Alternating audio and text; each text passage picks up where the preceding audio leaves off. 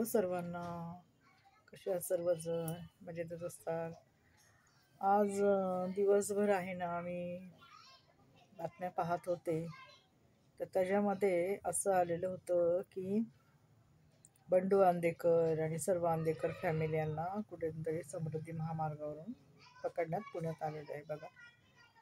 तर मला काय म्हणायचं की ह्यांना भीती नाही वाटत की आपण कोणाला मर्डर केला, काय केला तर आपल्याला पण अटक होईल, आपल्याला पण जेल होईल, आपल्याला पण त्रास होईल. साधं आपल्याला रस्त्यावर कोणाचे 10-5 रुपये सापडले तर आपण 4 वेळा इकडं तिकडं बघतो, भाई कोणाचे पडले, आणि विचारतो पण कोणाचे आहेत तो हे पैसे. असे आपले सामान्य लोक, गरीब लोक, म्हणजे आपली मनामध्ये एक भीती असते की नको बाई आपली समाजामध्ये इज्जत जायला, नाही का. आणि भांडण पण झालं तरी आपण असं मोठमोठ्याने भांडत नाही, शांत रीतीने आपलं राग व्यक्त करतो की नाही घरामध्ये पण, की नको बाई 4 लोकाला आपला तमाशा ना. आणि कोर्ट कचेऱ्या म्हटलं तर किती पैसे जातात, पैशाला आजकाल वकील लोक किती पैसे घेतात नाही का मोठ्या मोठ्या केसला.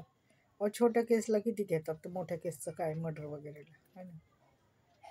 मला एक म्हणायचं की भीती कशी नाही राहिली यांना शिक्षेची, नाही का. आणि आपल्याला काय होईल किंवा नाही ह्याचं काही नाही त्यांना.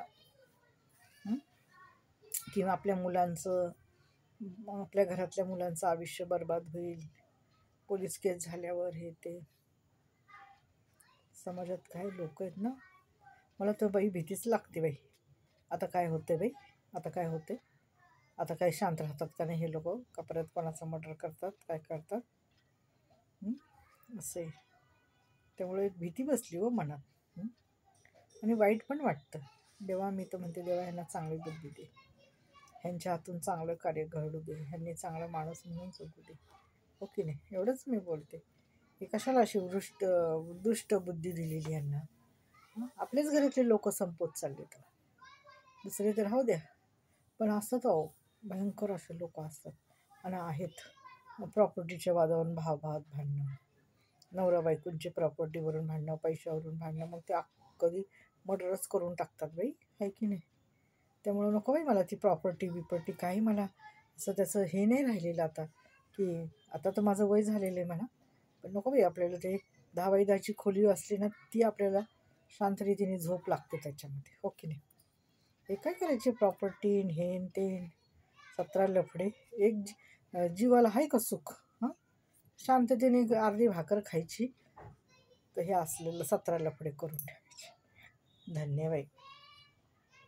काय त्यांना देवा, मी तर म्हणते देवा त्यांना चांगली बुद्धी दे, आणि त्यांना अशी बुद्धी देऊ नको. आपल्याच घरातली माणसं संपवत चाललेली आहेत. ते पहिलं हे व्हायचं म्हणजे काय म्हणतात, 2 गुंडांमध्ये भांडण व्हायचं. आता हे गुंड कसले, घरातले सख्खे नातेवाईक, रक्ताची नाती, बहिणीचा मुलगा, भाऊ, वडील, चुलते, भाऊजाई, आई, चुलती, ते सख्खी नाते एकदम घरातले घरात. आता तो काय त्याचं नाव, त्याचा जन्म झाला असेल तर बंडू आंदेकरने किती पेढे वाटले असतील का नाही, आणि आज त्यालाच तुम्ही मारणार. कशी त्यांचं मन कसं झालं असेल ना बाई, विचार करवत नाही. आपण साधं कोणाला एक शब्द बोललो वाकडा तिकडा, तर मला मनाला वाईट वाटतं की अरे नको बोलायला होतं, आपण काय बोलून फायदा आहे, उगाच वादाला कारण, नाही का. असं आहे बघा.